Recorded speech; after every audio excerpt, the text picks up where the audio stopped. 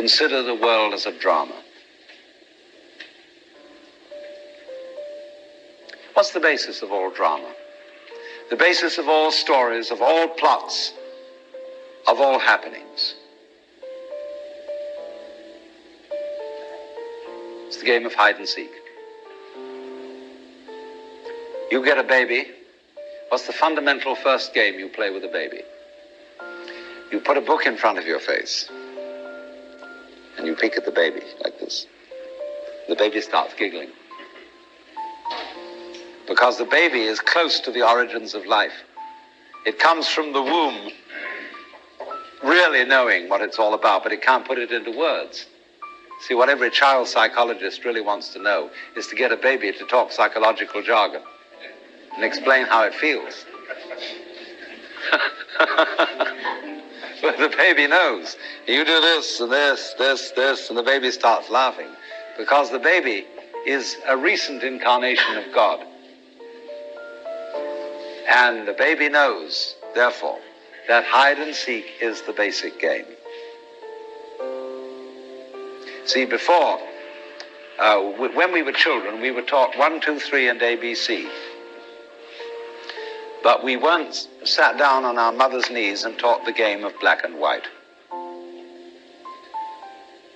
That's the thing that was left out of all our educations. That life is not a conflict between opposites, but a polarity. The difference between a conflict and a polarity is simply, when you say about opposite things, we sometimes use the expression, these two things are the poles apart. You say, for example, with someone with whom you totally disagree, I am the poles apart from this person. But your very saying that gives the show away.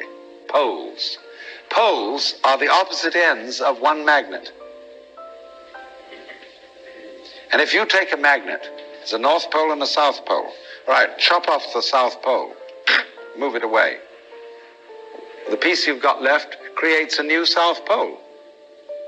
You never get rid of the South Pole. Things may be the poles apart, but they go together. And you can't have the one without the other. That's the basic idea of polarity. But what we are trying to imagine is the encounter of forces that come from absolutely opposed realms that have nothing in common.